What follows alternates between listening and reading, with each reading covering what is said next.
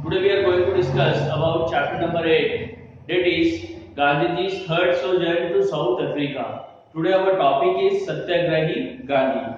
देखिए हमने कल के हमारे टॉपिक में देखा था कि अगस्त 1906 के अंदर गांधी जी जब अपने को वर्कर्स के साथ डिस्कशन कर रहे थे तो किसी ने उनके हाथ में एक गैजेट लाके दिया रीड करने के लिए। इस गैजेट के अंदर लिखा हुआ था कि जो इंडियंस है साउथ अफ्रीका में उनको रजिस्टर्ड करना होगा और यदि वो रजिस्टर्ड नहीं करते अपने आप को तो इसके लिए उनको पनिशमेंट दी जाएगी या जेल हो सकती है या फाइन भी देना पड़ सकता है। ओके, इस टाइप की इनको पनिशमेंट हो सकती है।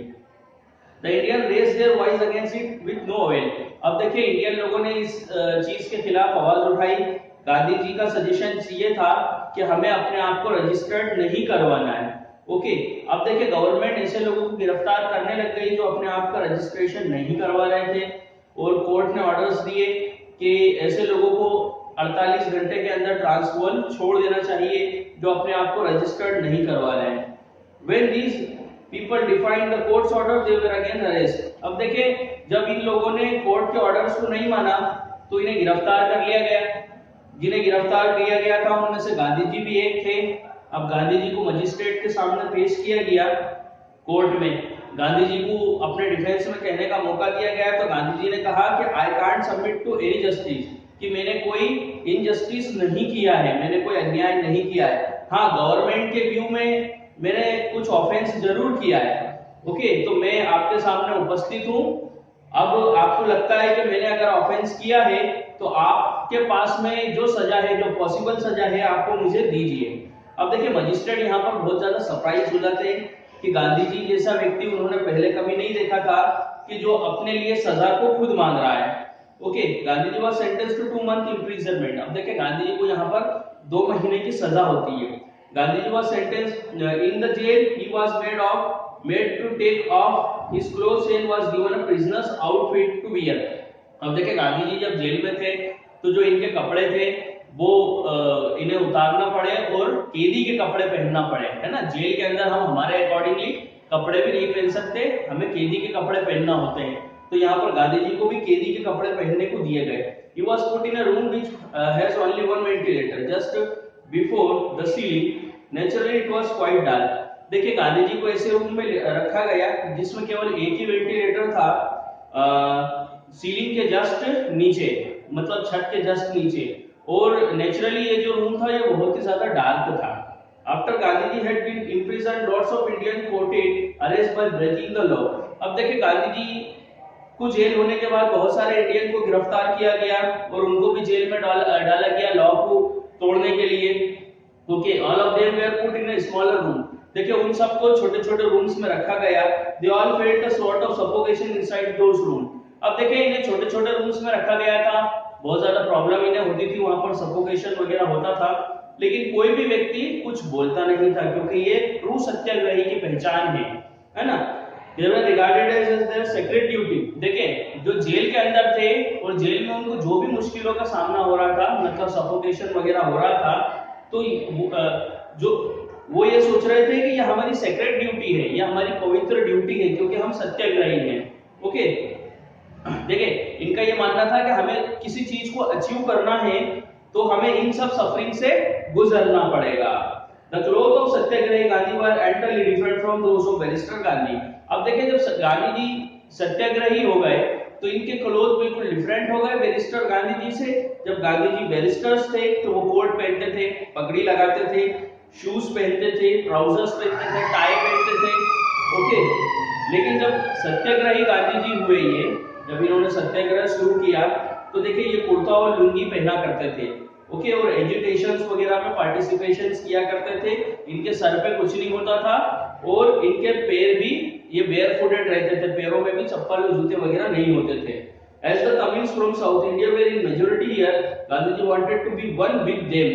अब देखिए साउथ अफ्रीका में तमिल मेजोरिटी में थे, मतलब तमिल ज्यादा तादाद में थे, तो गांधी जी भी चाहते थे कि मैं उनमें से एक दिखूं। Okay, in jail satyagrahi were not given food to eat. अब देखिए जेल में जो सत्याग्रही थे उन्हें ठीक से खाने के लिए नहीं दिया जाता था। It never made the work they used to do in spite of all afflictions, he would always remain happy and thus would conform to principles of सत्याग्रह। अब देखें यहाँ पर इन्हें बहुत सारी प्रॉब्लम का सामना करना पड़ रहा है जेल में, खाने को ठीक से नहीं दिया जा रहा है, इसके अलावा जो काम करने को इन्हें दिया जा रहा है ये वो काम नहीं है जो ये किया करते हैं। तो इन सारी तकलीफों के बावजूद भी ये लोग खुश रहने की कोशिश कर रहे हैं और इस तरीके से ये सत्याग्रह के प्रिंसिपल को फॉलो कर रहे हैं। When the Transvaal government found that the agitation was showing no signs of fizzling out and that the jail were already packed to capacity, the Minister for Defence, Mr. Smith, offered a compromise proposal. अब देखिए जब Transvaal government को ये दिखा कि लोगों को jail में डालने से कोई फर्क नहीं पड़ रहा है और जो एजिटेशन से वो उसके खत्म होने का कोई साइन नजर नहीं आ रहा है और जो जेल है वो कैपेसिटी से ज्यादा भर चुकी है, तो देखें जो डिफेंस मिनिस्टर थे वहां पर मिस्टर स्मूथ, उन्होंने कंप्रोमाइज करने की बात रखी कि अब हमें कंप्रोमाइज करना चाहिए। अब कंप्रोमाइज करने के लिए उन्होंने गांधी जी को इनवाइट किया।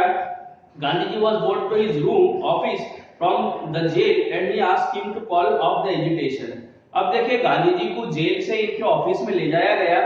अब मिस्टर स्मूथ और गांधी जी के आपस में बातचीत हो रही है। अब मिस्टर स्मूथ गांधी जी से कहते हैं कि आप क्या करिए, जो एजिटेशन है उसको हटा लीजिए, है ना, ये एजिटेशन आप बंद कर लीजिए। He offered to withdraw the order if the Indians got themselves registered voluntarily। अब देखें मिस्टर स्मूथ ने कहा कि मैं he offered to withdraw the ordinance if the Indians got themselves registered voluntarily। देखिए मिस्टर स्मूथ यहाँ पर कहते हैं कि अगर इंडियन लोग स्वयं अपने आप को रजिस्टर्ड करा लेते हैं तो ये जो ऑर्डिनेंस है इसको हटा लिया जाएगा। Okay, Gandhi ji accepts the terms of compromise. तो गांधी जी ने ये जो कॉम्प्रोमाइज के टर्म्स थी इसको एक्सेप्ट कर ली। All the prisoners were set free, सारे प्रिजनर्स को फ्री कर दिया गया और जो एजिटेशन है वो खत्म हो गया। This was the Gandhi ji first satyagraha. तो देखिए इस तरीके से ये गांधी जी का पहला सत्याग्रह था। Immediately after his release from jail, he had a meeting of all satyagrahi and put the compromise proposal before them for approval।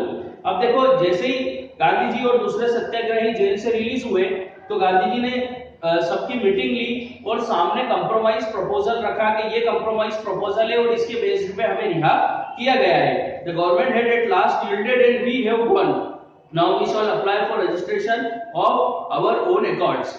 अब देखिए गांधी जी ने कहा कि अब हमें स्वयं को रजिस्ट्रेशन करना है। Okay, who says we have won, cried Pathan Mir Alam। The government had not yet given up its insist on fresh registrations of all Indian। Gandhi tried to satisfy him and said there is no instance as such, we shall apply for registration voluntarily। अब देखिए यहाँ पर क्या होता है कि एक व्यक्ति खड़ा होता है और चिल्लाता है जिसका नाम पठान मीर आलम रहता है कि देखें हम जीत गए, ये कैसे हो सकता है। पहले भी गवर्नमेंट कह रही थी कि हमें रजिस्टर्ड करना होगा और आज भी गवर्नमेंट कह रही है कि हमें रजिस्टर्ड करना होगा, तो इसमें फर्क क्या है, हम जीते कैसे, है ना। अब गांधी जी ने हालांकि उन्हें सेटिस्फाइड करने की कोशिश की कि अभी हमें रजिस्टर्ड करना है वॉलंटरीली और इसके बाद में जो कानून है वो हटा लिया जाएगा, ये कंप्रोमाइज प्रपोजल है, लेकिन देखिए ये सेटिस्फाइड नहीं होते हैं। ओके, अब देखिए इसके आगे क्या होता है इस हम ये कल के लेक्चर्स में देखेंगे। तो आज आपको पेज नंबर 107 एंड 110 को अच्छे से रीड करना है ताकि आपको अच्छे से समझ में आ सके। ओके, तो आज के लिए बस इतना ही। जय हिंद, जय भारत।